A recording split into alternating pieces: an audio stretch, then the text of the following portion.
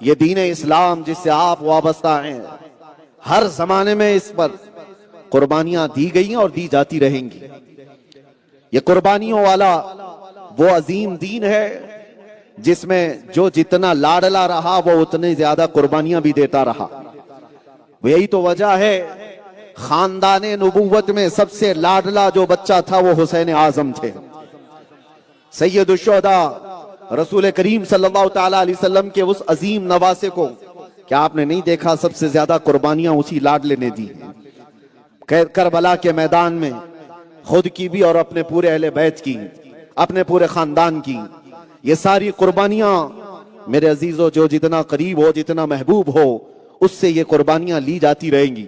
آپ کا اگر ایمان مضبوط ہے تو قربانی کے لیے تیار رہو۔ صرف حلوہ پراٹھا کھانے کا نام سنیت نہیں ہے۔ آپ صرف یہ نہ سمجھنا کہ پھولوں کی سیج پر سج کر یہ دین آیا ہے اور بغیر کسی تکلیف کے ہمارے گھر میں پہنچ گیا ہے۔ جیسے کہ آج کے حالات پر جہاں کوئی بھی مسئلے نہیں ہے، وہاں کے مسلمانوں میں صرف اور صرف کھانے پینے کی وجہ سے چربی زیادہ آ گئی، اور وہ یہ سمجھنے لگ گئے کہ دین تو بڑا آسان ہے، ہمیں کوئی مصیبت آئی نہیں ہے۔ عزیزان گرامی وقار، یہ وہ عظیم دین ہے جو آپ تک پہنچنے کے لیے نہ جانے کتنی قربانیوں کا سامنا کیا ہے۔ آپ نے کبھی سنا وہ بلال حبشی رضی اللہ تعالیٰ عنہ کو مکہ کی گلیوں میں کیوں گھسیٹا کرتے تھے؟ گرم ریت پر ننگی پیٹھ کیوں سلایا کرتے تھے؟ اسی دین کو تم تک پہنچانے کے لیے۔ وہ سیدہ سمیہ جو اسلام کی سب سے پہلی شہیدہ ہیں، ان کی شرمگاہ پر تیر مار کر مکہ والوں نے شہید کیا تھا۔ عزیز، آپ نے امام احمد بن حنبل کو نہیں سنا؟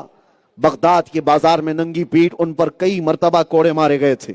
5 لاکھ حدیثوں کا حافظ کئی مرتبہ وقت کے ظالم خلفاء کے دربار میں اس عظیم قربانی کا سامنا کرتا رہا، اور ایک دو نہیں قربانیوں کی مثالیں بے شمار ہیں۔ ہم پڑھتے تھے کبھی اندر قید کے وقت زیادہ گزرتا جا رہا ہے، کچھ حالات صحیح نہیں لگتے، تو اس وقت گھبراہٹ ہوتی تو انہی مشائخ اور بزرگوں کو دیکھا تو پھر اپنی تکلیف ہیچ نظر آتی ہے۔ سیدنا امام موسیٰ کاظم رضی اللہ تعالیٰ عنہ، امام جعفر صادق کے وہ عظیم بیٹے جن کو 7 سال تک ایسی قید میں رکھا گیا تھا کہ انہوں نے سورج بھی نہیں دیکھا تھا، اندھیری کوٹری میں، پھر زہر دے کر کے جیل کے اندر ہی انہیں مار دیا گیا تھا، ان کا جنازہ وہیں سے نکلا تھا۔ امام محمد بن حسن عسکری یہ اہل بیت میں سے ہیں، ان کو 20 سال تک قید کی مشقتوں میں رکھا گیا تھا۔ 20 سال کس کو کہتے ہیں؟ زندگی آدھے سے زیادہ گزر چکی ہوتی ہے۔ حضرت سیدنا مجدد الف ثانی احمد فاروقی سرہندی اکبر نے ان کو گوالیار کی جیل میں کتنے سالوں تک قید رکھا؟ 8 سال تک۔ اور یہ وہ علماء ذوی الاحترام ہیں، یہ مشائخ و سادات ہیں جنہوں نے اس دین پاک کے لیے قربانیاں دی۔ وجہ کیا تھی؟ صرف اس لیے کہ آنے والی نسلوں تک اسلام کا سچا چہرہ صحیح سلامت آ جائے۔ آج جو تمہارے سروں پر ٹوپیاں ہیں، جو تمہارے چہروں پر داڑیاں ہیں، یا یہ بلند و بالا مینارے نظر آتے ہیں، مسجدوں کی رونقیں ہیں، یا ہماری ممبروں اور محفلوں کی جو رونقیں ہیں، یہ صرف اور صرف آج کے پیسے والوں اور سیٹھوں کی مدد کی وجہ سے نہیں۔ لوگ یہ سمجھتے ہیں کہ دین گوگل سے پھیل گیا ہے۔ آج جو ہر بچہ یہ سمجھتا ہے کہ اپنے دین کے مسائل گوگل سے سرچ کر لوں گا معلوم ہو جائے گا۔ نہیں میرے عزیزو، اس دین کو تمہارے گھروں تک آنے میں بہت ساری قربانیوں کا سامنا کرنا پڑا ہے۔ اگر آج دین کے لیے کچھ قربانیاں دینے کی بات آئیں کائیں شائیں نہ کرو، بلکہ یہ دین وہ ہے جہاں پر ختم کرنے کے لیے ہر ممکن کوشش کی گئی۔ آج بھی میں آپ سے کہتا ہوں، زیادہ سے زیادہ کیا ہوگا؟ قید۔ آپ لوگ یہ سوچ رہے ہیں کہ میں ابھی ممبر پر کھڑے ہو کر وہی پھر پڑھ رہا ہوں جس کی وجہ سے 8 مہینے اندر جا کر کے آیا۔ لوگ یہ کہتے بھی ہیں کہ پھر سے وہی تمہارا طریقہ شروع ہوا۔ میرے عزیزو، کل بھی ہم غلط نہیں کہہ رہے تھے، آج بھی ہم غلط نہیں کہہ رہے ہیں۔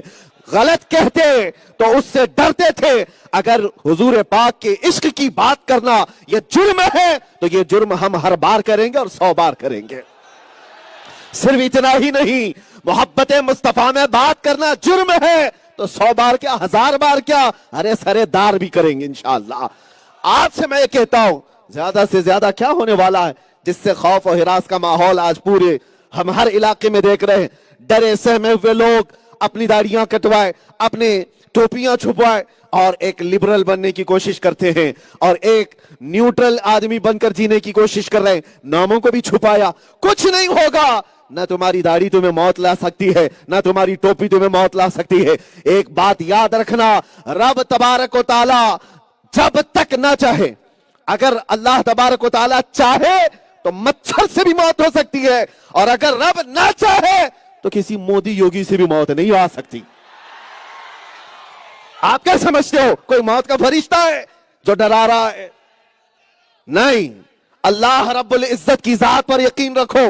آپ یہ کہہ رہے ہیں، پھر سے ہم وہ کہہ رہے ہیں، کیا ہوگا؟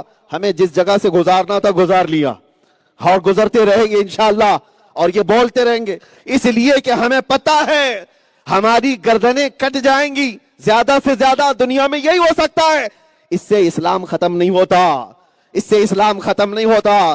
آپ نے کبھی دیکھا ہے ہم سے پوچھنے والے کہ حالات کے اعتبار سے آپ ڈرتے کیوں نہیں ہو؟ ہم نے ان لائٹوں کو دیکھا، ان کے اطراف جو پتنگے آتے ہیں اڑتے ہیں، ان کو کیا کہتے ہیں جانتے ہیں؟ پروانہ کہتے ہیں۔ چھوٹے چھوٹے کیڑے جو آتے ہیں ان کو کیا کہتے ہیں؟ پروانہ۔ اور یہ شمع کے اطراف گھومتے پھرتے ہیں، کیوں آتے ہیں یہ؟ ان کو روشنی کی ضرورت ہے یا کیا ہے؟ نہیں میرے عزیزوں، یہ پروانے جان دینے کے لیے آتے ہیں، شمع کے اطراف گھومتے پھرتے ہیں اور جان دے کر چلے جاتے ہیں۔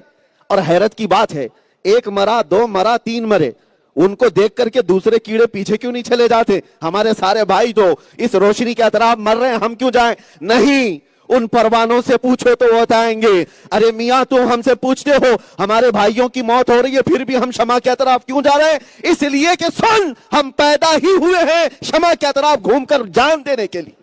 اسی طرح میں آج سے کہتا ہوں، جو دنیا ہم سے یہ سوال کرتی ہے پھر بھی آپ عزت رسول کی بات کیوں کرتے ہیں؟ ان حالات میں عشق مصطفیٰ کی بات کیوں کرتے ہیں؟ مارے جاؤ گے، کاٹے جاؤ گے، ہم خوشی سے کہتے ہیں ہم دنیا میں آئے ہی ہیں اس کام کے لیے۔